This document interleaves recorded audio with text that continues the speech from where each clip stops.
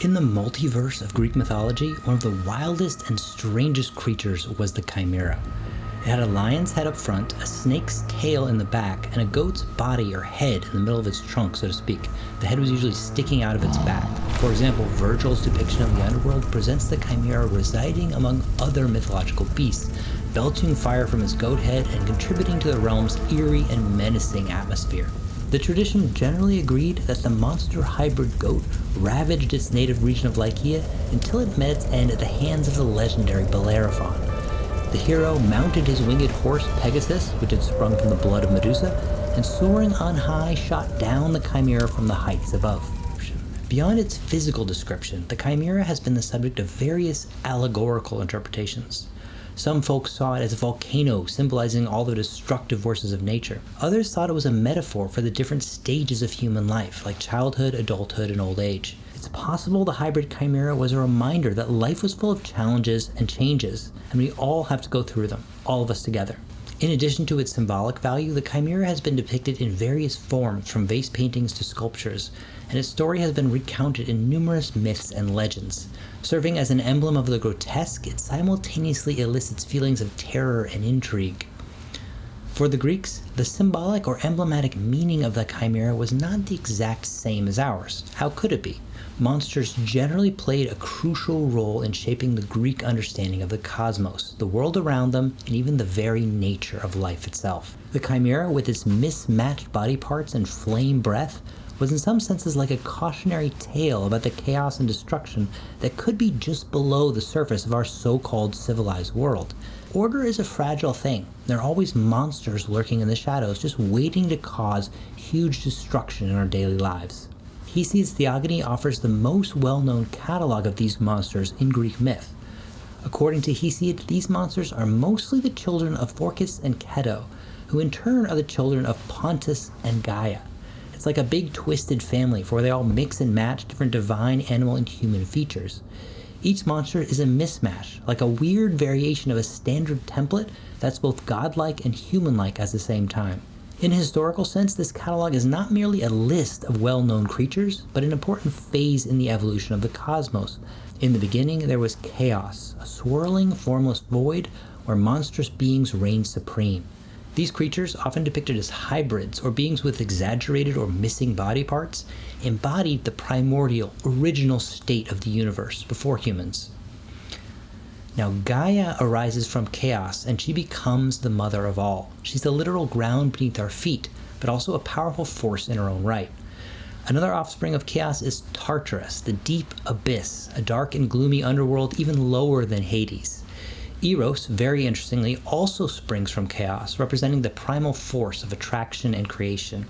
Gaia, all by herself, gives birth to Uranos, sky, Gaia's son and also her husband. Yes, it's pretty darn weird. He covers the world like a dome. Gaia's other children are Urea, mountains, and Pontus, sea, forming the rugged landscapes of the world and the vast and mysterious ocean. Now things get really strange.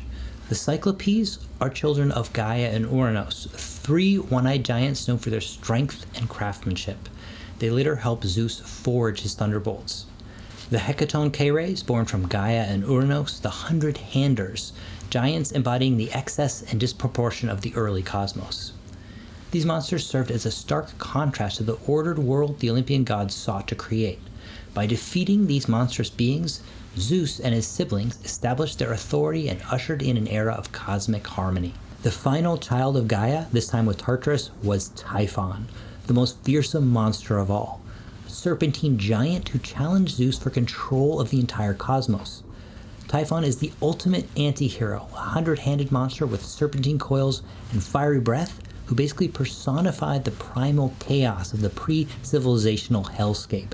He was defeated by Zeus in the ultimate culmination of the succession cycle. Now we come to the very mysterious Echidna, whose parentage is unclear. Possibly her parents were the aforementioned Phorcys and Ceto. Echidna is a half-woman, half-snake monster.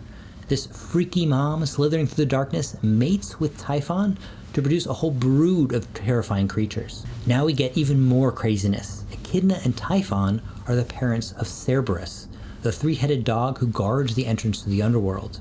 The Hydra, the multi-headed serpent whose heads grow back when cut off, And of course, our friend the Chimaera, the lion, goat, and snake all rolled into one, the turducken of the monster world. And let's not forget that sometimes the Chimaera is said to actually have had some monstrous kids of her own with the two-headed dog Orthus, who guarded the cattle of Geryon. They had the Sphinx and the Nemean lion, both pretty famous monsters in their own right. The Sphinx was a monster with the head of a woman and the body of a lion, and the Nemean lion, of course, was a huge beast slain by Heracles for the first of his labors.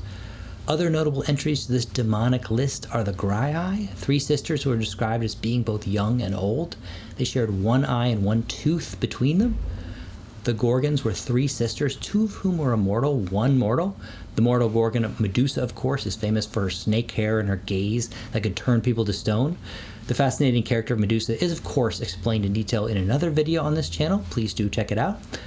The offspring of Medusa and Poseidon are Pegasus, the famous winged horse and friend of Bellerophon, and of course the bane of Chimaera, and Creasaur, a giant with a golden sword. Finally in our list, we have Geryon, son of Creasaur and Caliro, the three-headed giant who was slain by Heracles again for one of his labors. But the dynamic through which monsters were understood was not just limited to fantastic creatures and fairy tales. As the ancient Greeks explored the world beyond their shores, they encountered strange and wondrous lands. These lands were inhabited by people who seemed just as monstrous as the creatures of myth. These monstrous peoples or monstrous races were often relegated to periphery of the known world to archaic Greece. They served to define the boundary between the familiar and the unfamiliar, the civilized and the uncivilized. Imagine encountering the Kunokephali, dog-headed people who, despite their fearsome appearance, were surprisingly just and civilized. Or picture the Astomi, mouthless people who lived off smells. Talk about an extreme diet. It's insane. And who could forget the Pygmies, those diminutive warriors who battled cranes and rode on the backs of goats. These creatures, with their bizarre bodies and behaviors, reinforced the Greek sense of identity and superiority, highlighting the contrast between their own norms and values and those of the monstrous others. Even the great philosopher Aristotle couldn't resist the allure of monsters. And why would he or we want to? He saw them not just as terrifying creatures, but as valuable tools for understanding the natural world. Aristotle believed in the eternal and unchanging nature of species in general, and monsters, with their deviations from this norm or canon, represented a failure to fully actualize their potential of a species. Just a bit judgmental? Just a bit sort of negative and judgmental towards the monsters? Maybe. A child born with a physical deformity, a hybrid creature like the mule, these were all considered monstrous in Aristotle's view. But by categorizing and explaining these monstrous occurrences, Aristotle sought to reinforce the boundaries of natural categories and maintain the stability of the natural order. It's like he was trying to organize a monstrous family reunion, placing each creature in its proper place within the spectrum of human-animal hybrids. So while these monsters might seem freaky or negative to us, they also provide valuable insights into the Greek understanding of biology and the natural world in the perspective of Aristotle. All right, guys, as always, there's so much more to say about the topic. We're going to leave it here, as I always say. Thank you very much for watching. Please do like and subscribe. It would help out the channel very much. And I'll see you next time. Thank you very much.